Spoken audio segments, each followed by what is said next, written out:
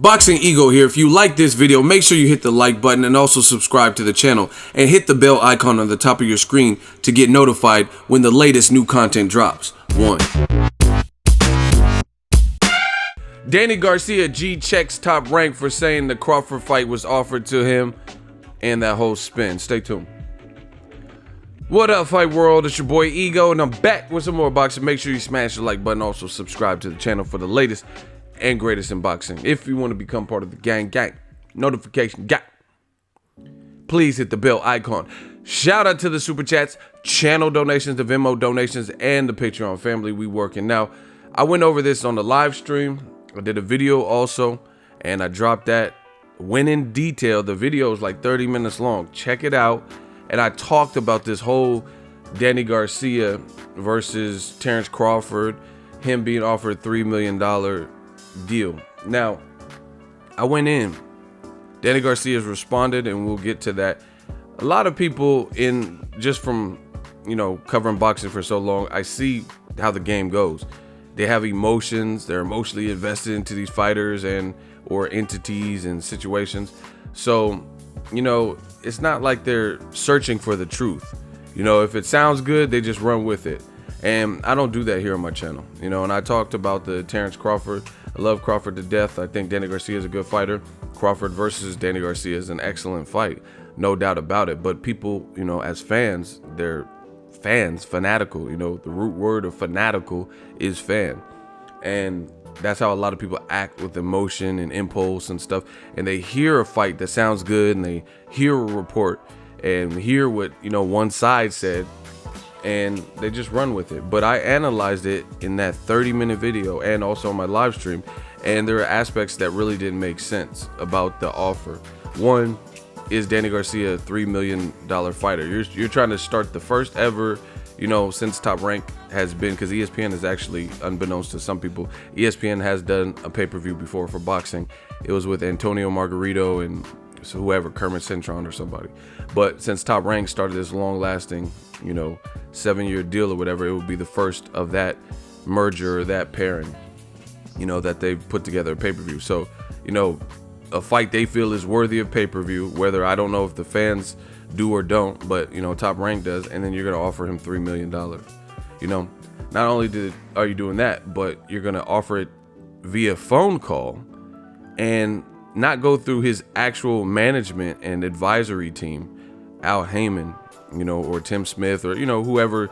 I don't know the chain of command, everybody. I know some of the PBC people, but you're not gonna go through any of them. You're gonna go through the father/trainer, who's wild to say the least, and say, hey, I just wanted Danny to really get this message, so we'll go through you.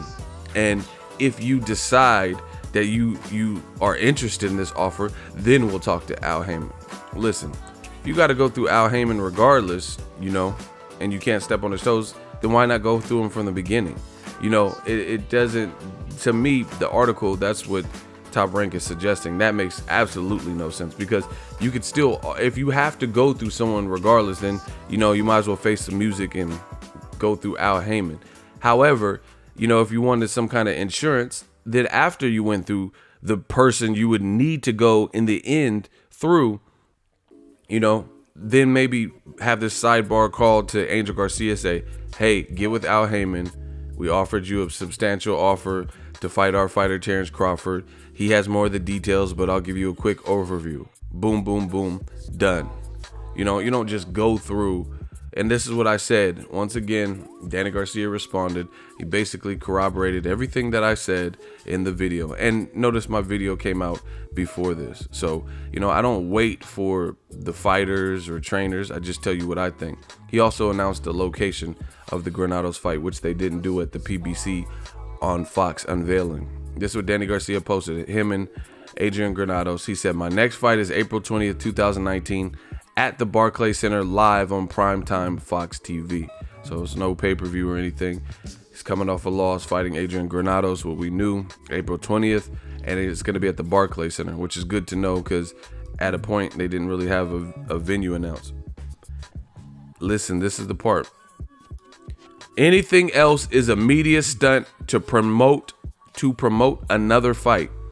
If you didn't speak to Al Haymon, don't consider it an offer. Deuces. Exactly what I said. You know, you guys have to be able to. Boxing is tricky. You know, there's a lot of politics and politricks and things that go on behind the scenes. But I've been in the business, so I kind of know what to look for. And just, it made no sense, the story. You know, no doubt. I don't doubt that Top Rank reached out to Angel Garcia. I'm not disputing that at all. You know, that's perfectly reasonable and feasible. But, you know, this sounds more like a ploy because the Crawford versus Luis Collazo fight didn't necessarily get good publicity. You know, it wasn't really getting good pub. I don't even think it's a terrible fight, to be honest. But, you know, is it the fight that people want, you know, and the people were hoping for? No, it's not that type of fight. But stylistically, I don't think it's a bad fight, you know, Crawford versus Collazo. It's just that after being teased and tantalized with the prospects of Crawford fighting Errol Spence when they had that little run-in where Errol Spence had the red hoodie and stuff, you know, people were expecting something better. But a lot of guys are booked up. And I already went, you know, I'm not going to do this. Crawford's a phenomenal fighter. It looks like he's fighting Luis Collazo. You know, it is what it is. But to me, the feedback from a lot of boxing has been negative. So the fact that the story comes out for a failed negotiation and then you read through the details that were discussed, it seems to me like more of a ploy to, you know, like alleviate the blame, you know, like kind of have a scapegoat, like, hey, don't blame us. We wanted a tougher fight for Terence Crawford. We wanted Danny Garcia, but, you know, he's ducking, you know. That's what it seems like. But I told you I don't see that, because I told you after Crawford Benavidez, I was right there. Bob Arum specifically said that he's not checking for Danny Garcia or Sean Porter. They're nowhere near Crawford's level. So why is your team, you know, a month and a half at best after that, you know, trying to get in touch with Danny Garcia and now make the fight? But so, you know, something can't be, this doesn't add up. These two stories don't add up. So to me, this seems like Crawford's fighting Collazo, and this is the justification for it. They want to put something out there like, oh, you know, we were willing to fight Danny Garcia, but he didn't want to fight us. So as a result, they have someone to blame now. And that's what kind of Danny Garcia is talking about. He's like, if it didn't come from Al, then don't consider it a real offer. You have to be realistic. You could say anything. Oh, this is Danny doing the Scarface.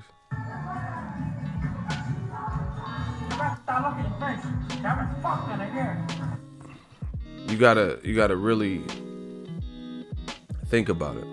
Why would you make the offer to Angel Garcia? Like, honestly, when he has a management team and, you know, everyone knows.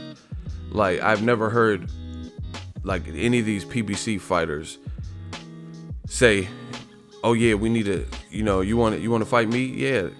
Talk to my dad. You get me? Like, okay, for example, I'll give you a quick example. I was in Texas to cover Errol Spence versus Carlos Ocampo. Amir Khan around that time had said that he wanted to fight Errol Spence, or he thinks he could beat Errol Spence because he's good with southpaws, something to that effect.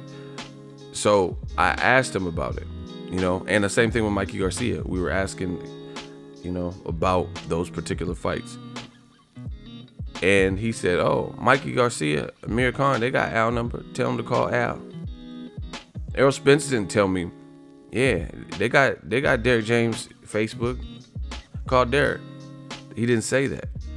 He said call Al. Like, every time somebody wanted smoke, Errol Spence said call Al, call Al, call Al. You know, when I hear Danny Garcia post-fight, you know, oh, thank you, Showtime, for putting this together. I want to thank Al Haymon for, you know, making this possible. You know, he loves his dad and stuff, but his dad doesn't handle those aspects of the game, you know. So how is it common knowledge, and even the fighters are spouting out who to get in touch with, but Top Rank was been in business since the 60s, 70s or whatnot, and they don't know that it makes more sense to contact Al Haymon than to contact Danny Garcia's dad, you know. And beyond all of this, I told you my honest opinion, if you contacted him 2 weeks before they announced and had a big like PBC on Fox up front type of special or whatever, the fight was likely made. You know, I would pretty much put money on that the fight with Adrian Granados was made, because there's no way you put together that type of unveiling and you do it last minute, everything last minute. You know, you just put together and got all these people from different area codes and regions to meet up at the Fox studios in LA. So behind the scenes, they knew what was going on, you know. That's why they were all there, all the people that were announced. The only person that wasn't there is Danny Garcia's opponent, Adrian Granados, and that's because he was sick. He was under the weather, you know. So Danny Garcia respond back to the Top Rank, and, you know, new media is killing it. I really feel like we killing it, because you notice you have professional fighters and trainers corroborating the stuff that I'm saying, right? That's it. It's that simple. You hear other people on other channels and they say all this radical shit. Yeah, you know, Danny ducked him, and like no proof or nothing. And you don't hear nobody else in the industry corroborating that. Danny Garcia said exactly what I said. He just said if it didn't come from Al, then it's not a real offer. If it wasn't, you know, on the desk of Al Haymon, then it's not a real offer. That should be highly questionable to anybody who read that article. You know, shout out to Ring TV. I don't blame them. They were just, you know, merely reporting what was told to them. You know, they didn't pick a side, so to speak. But, you know, anybody that read it, that should be highly questionable, that this man pictured, who's not even watching his son on the double M bag right now, is you contacted him to propose the money. That's not how businesses work. You know, you can't, you know, it's like, just look even on some street shit. Like, let's say Scarface, you know, he goes to the plug, you know, to get, you know, he goes to Sosa or some shit to get his drugs, right? You can't, you know, ask one of Sosa's underlings for the drugs to cut you a deal, and then we'll check with Sosa after. You know, that's not how it works. You would go through the regular parameters and protocol, which would be Al Haymon, his advisor, you know. So to me, it just seems like Top Rank, they just want to blame somebody for the fight that's not necessarily getting the greatest feedback. So they want the public to feel that Danny Garcia ducked Terence Crawford. Now, I told you, I treat my channel like the court of law. This is just regarding this particular situation and everything that unfolded with it. Am I saying Danny Garcia is in a rush to fight Terence Crawford regardless? No, I'm not saying that, because stylistically, you know, it's a difficult fight. But Danny Garcia has a solid resume, very good resume actually, and he beat Crawford in the amateurs, and Crawford beat him in the amateurs, so they're 1-1. So, you know, I'm not gonna pin that on Danny Garcia and say he's afraid. He already fought the man twice as an amateur, you know. So, and he already has 2 losses, so I'm not gonna say he's afraid. But beyond that, you know, it is what it is. I'm judging this particular case, and he's coming off a loss too. You have to be realistic. You know, you're coming off a loss, and he has to fight, you know, arguably pound for pound #1, or one of the top 2 welterweights off of a loss. You know, or you go back to the basics and get some shit right.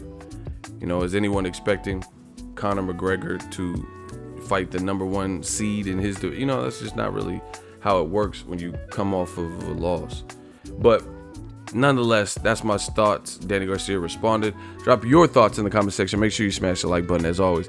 Hate, comment, and subscribe. Till next video. So if you enjoyed this video and want more content like this on the channel, you can show your appreciation by going to the PayPal donate button or the YouTube support button. And you can donate any amount that you feel is equivalent to the value of this video. Much more to come. Thank you guys for your support.